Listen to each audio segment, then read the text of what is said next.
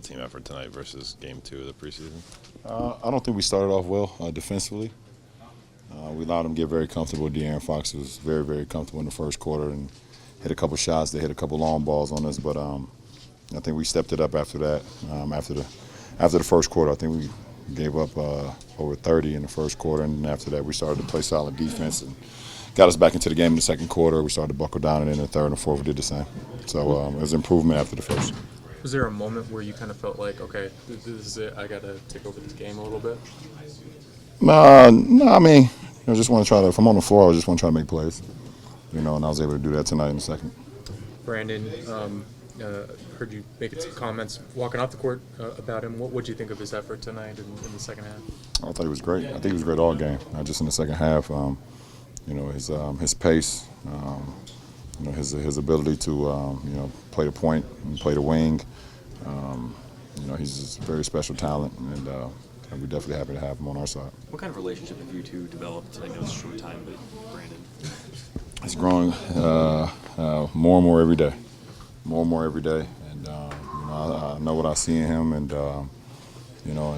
he's looking for this opportunity to make the next jump in his third year. So it's a lot of upside in that kid, and I'm happy to try to give him as much as I can. What is the next jump?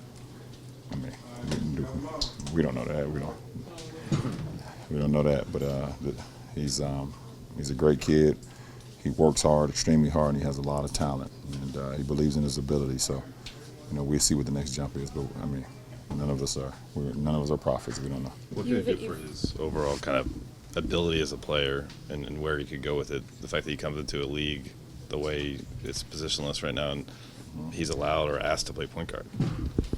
Well, he played point guard last year. As a stretch when Zoe was hurt, and so. But if he came to the league 5 years ago, he probably wouldn't have been asked to play point. You know what I mean? Or 6 well, yeah. I mean, it's just I guess it's great timing. At the end of the day, it's great timing, and he's on the good side of it. Ron, how did you feel when you found that second beer there in the second quarter, and how close are you to being where you want to be now, Minister? I felt really good tonight, and I've been feeling really good throughout training camp and throughout these preseason games. But tonight I felt really, really good. I was able to get some good pace, get some rebounds, get out. I got a couple ISOs where I'm very, very efficient, and was also very able to get to the free throw line. You see the ball go through the rim, the free throw line, and makes you a little bit more and more comfortable offensively. So that's good for myself. What are some of the parts of Brandon's game that you'd like to see him take another step in? He's on course. He's 21 years old. He's third year in the league. He's on course. On a night celebrating inclusivity, you're able to wear a Kaepernick shirt. Can you maybe talk about the interconnectedness of those two things? Well, I wear a Kaepernick shirt tonight, and one, because it's Nike, and I'm a Nike guy, and then two, I support Cap. I've always supported Cap, and what he stands for and what he believes in, and so.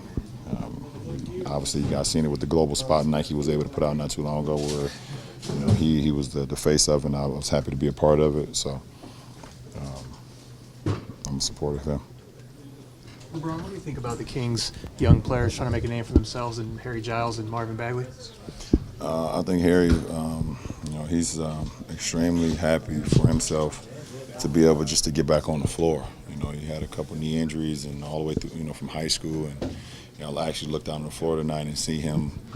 It's been a while since I've seen him on the floor without a knee brace on. So that lets me know that he's doing, exceptionally well. To be able to get back on the floor playing with no knee brace. You go all the way back to high school, he was even playing with a knee brace back then. So giving you guys too much right now. I know more about y'all players than y'all know. So. And then Bagley is has a lot of upside. Very springy, and when you have a lefty, they're always a different, cover, a different match. So they got a good young core. Everybody on the bench seemed to be enjoying Brandon defending those inbound passes. What was the just overall vibe as he sent back one after another? I can't really tell you what we really was talking about over there. So yeah, I'm gonna run with your story. How about Lance? Just the way he shows joy when he makes plays or has a little extra flair to his game. What's that experience like as a teammate to? Between him and Kuz, they're gonna be the fan favorites. You can see that already. Kuz checking the game, you hear the Kuz chants, and then every time Lance get his hand on the ball, you hear the fans. So Lance has played exceptionally well, and he plays with energy. He plays with a passion, a love for the game, and he makes plays. And it's very good for our ball club.